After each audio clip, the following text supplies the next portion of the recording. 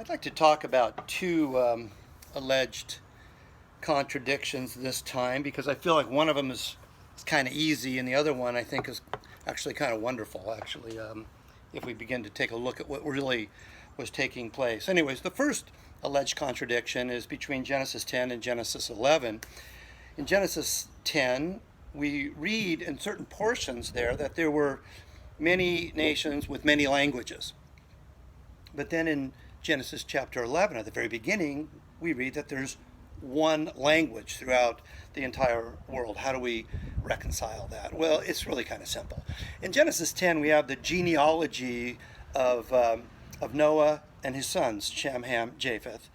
And that genealogy, those genealogies go on for many, many generations. So by the time we get to the end of the genealogies, we're way past the Tower of Babel. We're way past Genesis 11. So we have to understand that Genesis chapter 10 is kind of a parenthesis explaining what's going to happen in the far future.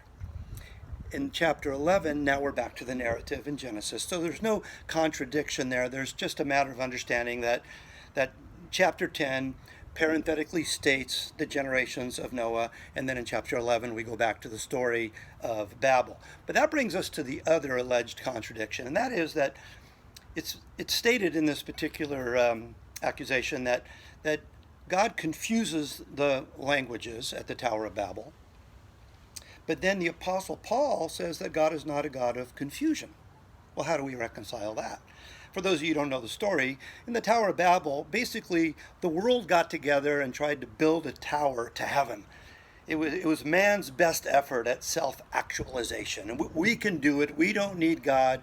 We can get where we need to go on our own. And that was really what amounted to be a fool's errand. So God graciously confuses that language.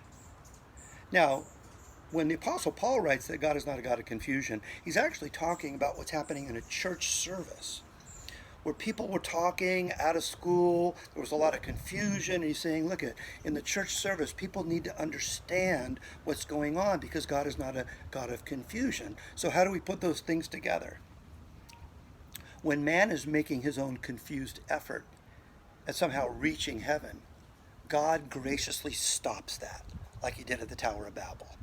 But when God wants us to understand the good news, he makes that very clear. Now let's add something to that.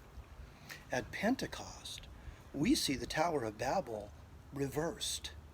See, Tower of Babel, man's best effort on his own to get to God. God confuses the language. At Pentecost, people supernaturally begin to hear the gospel. People from foreign lands, foreign languages, people, this idea of tongues, it was people being able to speak the gospel in such a way that those from foreign tongues would be able to understand the message. Now, how wonderful is that? God is saying, look, if you're going to go on a fool's errand, I'm going to confuse that. But here's something I'm going to make clear. The good news of the gospel, that Jesus came to reconcile and bring you to heaven by grace. It's pretty gracious stuff.